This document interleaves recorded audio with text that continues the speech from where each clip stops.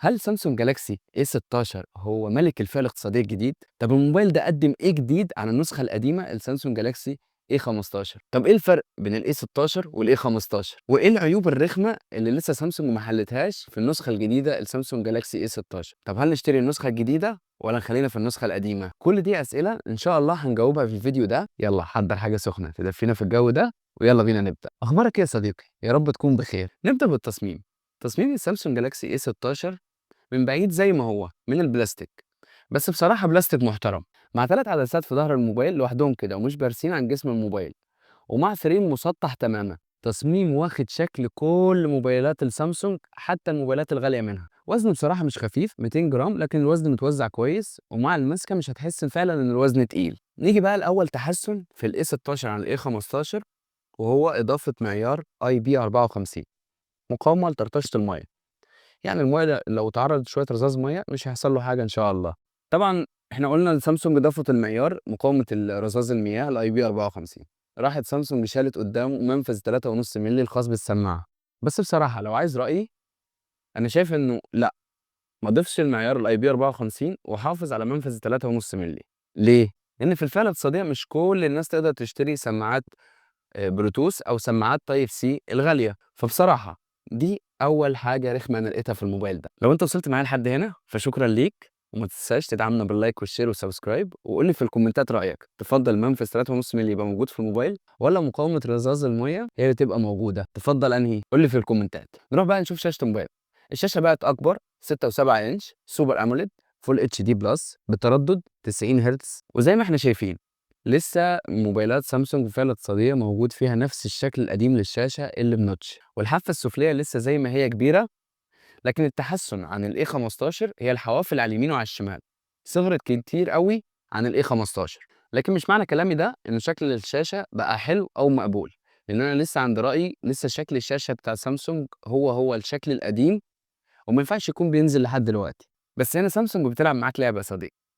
أنت مش هتاخد أحسن شكل شاشة، لكن هتاخد في الفئة الاقتصادية أحسن شاشة من حيث الألوان والدقة والسطوع، لأن الشاشة هنا يا صديقي سوبر أموليد، ومعظم شاشات الفئة الاقتصادية بتيجي IPS، وفي فرق كبير جدا في الكواليتي بين الشاشة الأموليد والشاشة IPS، وخاصة لو أنت جربت الاتنين هتعرف فعلا الفرق بين الشاشات الأموليد والشاشات IPS. هتحس وأنت بتتفرج على فيديوهات على ال A16 أو على A15 إن أنت بتتفرج على كواليتي موبايلات فئة متوسطة مش فئة اقتصادية خالص. كمان يا صديقي في حاجة ضافتها سامسونج في سوفت وير شاشة ال A16 وما كانتش موجودة في شاشة ال A15، وهي التحكم في درجة تعزيز الألوان، ودي الميزة اللي نزلت في ال S24 ألترا، وبعد كده سامسونج ابتدت تنزلها في كل موبايلات الفئة المتوسطة، وبعد كده نزلتها في موبايل الفئة الاقتصادية بتاعها اللي هو ال A16.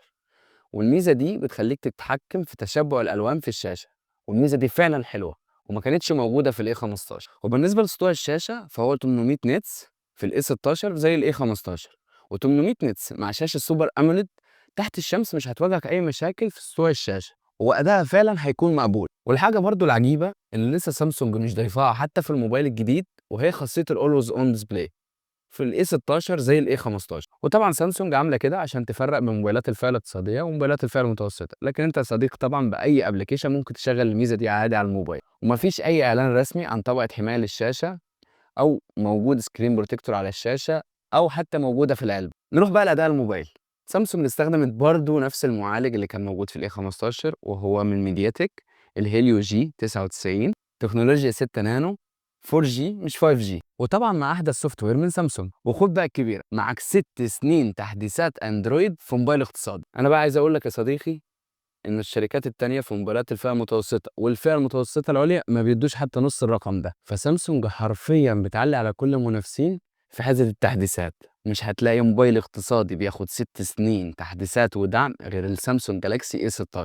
اما عن تجربة اداء الموبايل فانا عايز اقول لك ان ال A16 هو بالملي ال A15، مفيش اختلاف بين الاتنين، نفس تجربة الاداء المقبولة، ومفيش تهنيج ولا تقطيع. بس ما تروحش تشتري النسخة ال 4 جيجا رام وتقول لي الاداء مش حلو. واجهه سامسونج يا صديقي محتاجه على الاقل 6 جيجا رام، لان سوفت وير سامسونج مليان مميزات واضافات، وهو بصراحه مش من اخف السوفت وير اللي موجود في الفئه الاقتصاديه. لكن مع الهيليو جي 99 مع 6 جيجا رام او 8 جيجا رام هتلاقي فعلا اداء الموبايل مقبول جدا. كمان مميز في الموبايل ده إنه مش بيسخن زي الA15 بالضبط، ومش هتلاقي أي throttling أو تهنيج خالص، وفي نفس الوقت الموبايل لو أنت بتيجي تلعب عليه ألعاب تقيلة زي PUBG مثلًا، هتلاقي الموبايل بيشغّل لك اللعبة على 40 فريم، وهتلاقي الأداء فعلًا مقبول. وكده في الفئة الاقتصادية مش هتاخد موبايل gaming جامد بيكون فيه نفس الشاشة اللي موجودة هنا، البصمة هنا على زرار الباور مش تحت الشاشة، وأدائها سريع، ودي حاجة عظيمة إن هي مش موجودة تحت الشاشة، لأن دايمًا سامسونج بتواجه مشكلة مع موبايلات الفئة المتوسطة والفئة الاقتصادية في البصمة اللي تحت الشاشة. والA16 دعم لمايك إضافي لعزل الدوشة وخاصية الNFC، والمميزات دي فعلًا يا جماعة مهمة حتى لو كان موبايل اقتصادي. وبصراحة دي حاجة بتعجبني في سامسونج، إنها مش بتنسى موبايلات الفئة الاقتصادية من الحاجات دي. نيجي لحاجة رخمة برضه وما زالت موجودة، هي إنه الموبايل بييجي بسماعات مونو مش سماعات ستيريو. بصراحة الصوت كويس على إنه طالع من سماعة واحدة، لكن أنا طبعًا كنت أفضّل إن الموبايل الجديد ييجي بسماعات ستيريو مش سماعات مونو زي الموبايل القديم الA15. وبالنسبة لسنسور التقارب اللي بيقفل الشاشة على ودنك وأنت بتعمل مكالمة، هو للأسف سوفت وير زي كل موبايلات سامسونج في الفئة المتوسطة والفئة الاقتصادية، بس أداؤه مقبول. لكن تقول لي تكره إيه في أي موبايل؟ إن الموبايل ييجي بسنسور تقارب سوفت وير مش هاردوير، ودي بصراحة أنا ما بافضّلهاش أبدًا في أي موبايل. وبرضه الحاجة الرخمة في الموبايل ده واللي ما اتطوّرتش خالص عن الA15 وهي قوة الشبكات. الشبكات زي ما قُلت ما اتطوّرتش خالص، ولو هادّيها تقييم فهي أقل متوسطة، وفي أماكن كمان ممكن توصل إن هي تبقى سيئة. وبصراحة كده موبايلات سامسونج في الفئة الاقتصادية والفئة المتوسطة فعلًا بتعاني في حوار الشبكة. ولو أنت يا صديقي اشتريت الA15 أو الA25 قُل لي تجربتك مع الشبكة تحت في الكومنتات. نيجي بقى لبطارية الموبايل. بطارية الموبايل لسه زي ما هي 5000 ملي أمبير، لكن أحب أقول لك أداء محترم جدًا، وهتلاقي إن الموبايل بيفضل شغال معاك 8 ساعات شاشة مفتوحة، وده نفس الأداء اللي كان على الA15. بصراحة كده الموبايل تقدر تعتمد عليه لحد آخر اليوم، مش هيواجهك معاه أي مشاكل، ومش هتحتاج تشحنه في نُص اليوم. أمّا تيجي بقى تشحن الموبايل معاك سرعة شحن 25 واط، وبتشحن تقريبًا في ساعة وربع. أنا بصراحة ممكن أقول لك إن السرعة دي عيب في موبايلات الفئة المتوسطة، لكن في موبايلات الفئة الاقتصادية فعلًا ده وقت ممتاز جدًا. لكن العيب بقى الرخم اللي موجود في كل موبايلات سامسونج، إن العلبة بتيجي فاضية ما فيهاش لا جراب ولا سكرينة ولا حتى الشاحن. فأنت يا صديقي هتضطر أول ما تشتري موبايل يا إما تشتري له شاحن، يا إما تستخدم أي شاحن معاك قديم. نروح بقى لكاميرات الموبايل واللي لسه زي ما هي. عدسة رئيسية 50 ميجا بكسل مع فتحة عدسة f1.8، وعدسة ألترا وايد 5 ميجا بكسل مع فتحة عدسة f2.2، وعدسة أخيرة 2 ميجا بكسل ماكرو، والسيلفي 13 ميجا بكسل مع فتحة عدسة f2.2. ومفيش أي جديد حتى في سوفت وير الكاميرا هنا، والموبايل بيصور فيديو الكاميرا الأمامية والكاميرا الخلفية على 1080 30 فريم في الثانية. ولما نروح لتجربة الصور في الA15 والA16 مفيش أي اختلاف بينهم، نفس تجربة التصوير. بس كل ده يا صديقي ما يمنعش إن الاتنين دول من أحسن كاميرات الفئة الاقتصادية، إذا ما كانش أفضلهم فعلا. أحسن معالجة للصور وقريبة جدًا من موبايلات سامسونج للفئة المتوسطة، ففعلًا دي أفضل كاميرا موجودة في الفئة الاقتصادية. نروح للسيلفي، طبعًا ما فيش اختلاف بين الA15 والA16 زي ما قُلنا، وأداء السيلفي متوسط، بس برضه الA16 مش أحسن سيلفي اقتصادي، ولكن برضه مش أوحش سيلفي اقتصادي. ولو الإضاءة مساعداك هتعرف تاخد صور كويسة سواء صور عادية أو بورتريه. ممكن بس تعدل شوية في الصور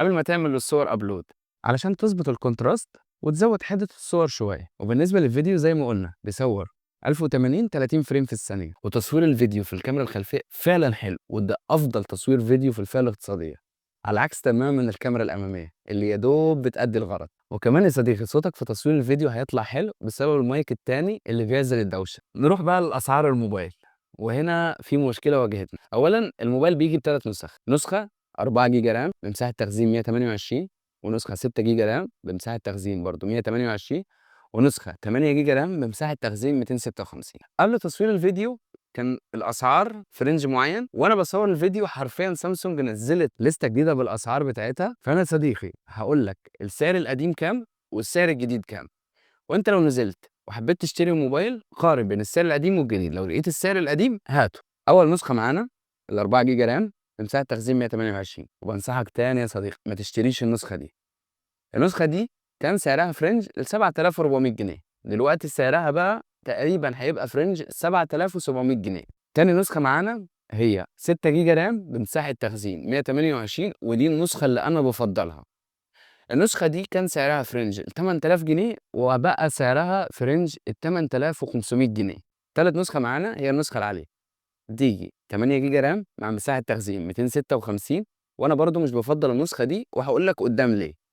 سعرها كان في رينج ال9500 جنيه. وبقى سعرها في رينج ال10,200 جنيه، وينفع تركب الموبايل شريحتين اتصال أو شريحة وكارت ميموري. رأيي النهائي، سامسونج نزلت الاي 16 عشان ياخد مكان على طول الاي 15 بدون تغييرات جذرية حقيقية. بصراحة كان نفسي في تطويرات محسوسة أكتر، لأن الفروقات فعلا بسيطة بين الاتنين، لكن ما زال صفقة محترمة، خصوصا النسخة الوسطانية اللي هي ب 6 جيجا رام مع مساحة تخزين 128. ولو بتدور على أفضل كواليتي شاشة مع أداء كويس مع سوفت وير سامسونج اللي مليان مميزات مع تحديثات لمدة 6 سنين مع كاميرات كويسة مع بطارية محترمة تقدر تعتمد عليها مع مايك ثانوي لعزل الضوضاء مع خاصية ال NFC، كل دي في مميزات في الموبايل ممكن تخليك تشتري. إنما العيوب فأنا بصراحة واجهتني مع 4 عيوب. أولهم والعيب اللي هيفضل دايما موجود في كل موبايلات سامسونج ان العلبه بتيجي فاضيه. وتاني حاجه طبعا الشبكات الموبايل مش افضل حاجه. وتالت حاجه هي الحاجه اللي كانت موجوده في الاي 15 وما كانتش موجوده في الاي 16، وهي منفذ 3.5 مللي.